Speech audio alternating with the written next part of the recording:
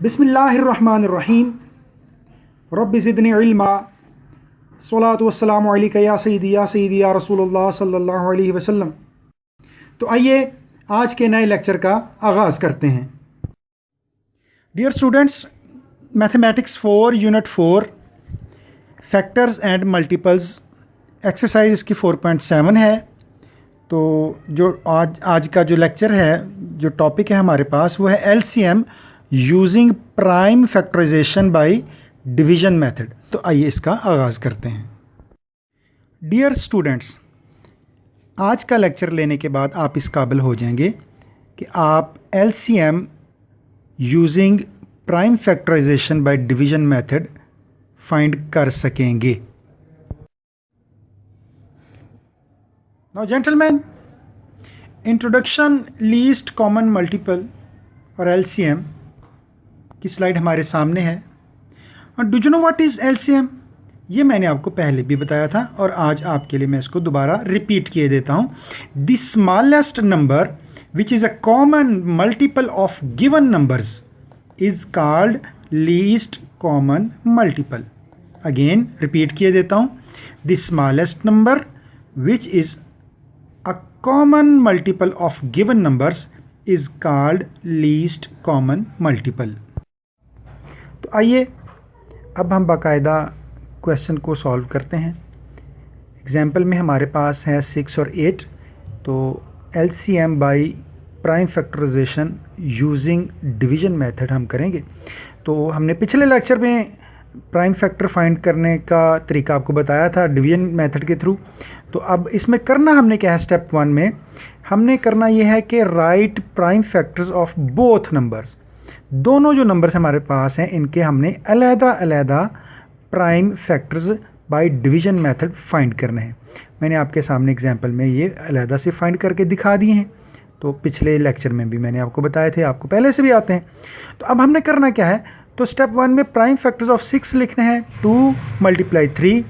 इसी तरह prime factors of 8 है is equal to 2 × 2 × 2। Now step 2, find the common factors. अब इसमें से जितने भी कॉमन हैं, यानी जो दोनों में हैं फैक्टर्स, उनको हमने सर्कल कर लेना है।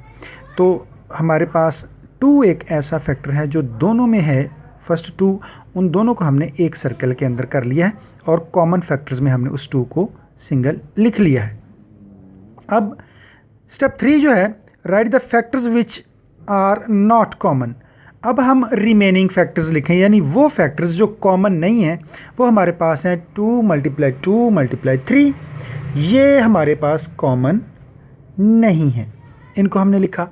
अब स्टेप 4 जो है वो कुछ इस तरह से है कि जो प्रोडक्ट ऑफ कॉमन फैक्टर है और जो प्रोडक्ट ऑफ रिमेनिंग फैक्टर है, यानी दोनों फैक्टर्स जो हमने फाइंड किए हैं इनकी जो प्रोडक्ट आपके सामने आए उनको आपस में आपने मल्टीप्लाई कर देना है।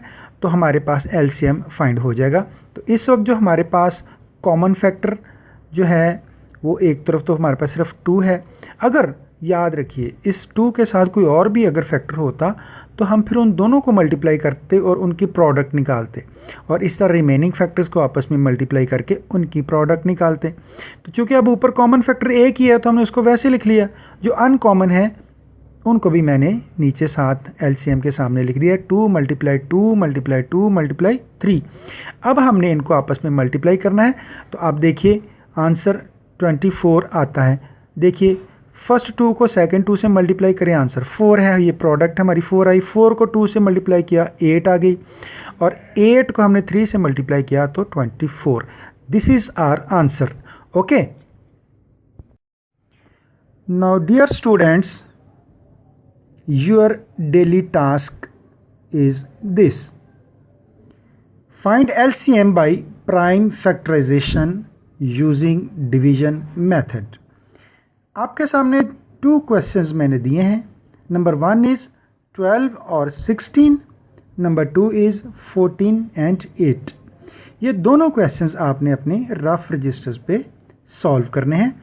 किसी भी तरह की मुश्किल अगर आपको पेश आए तो आप लेक्चर को रिपीट करके दोबारा सुनिए। आइंदा लेक्चर तक के लिए इजाज़त चाहूँगा। अल्लाह हाफिज़।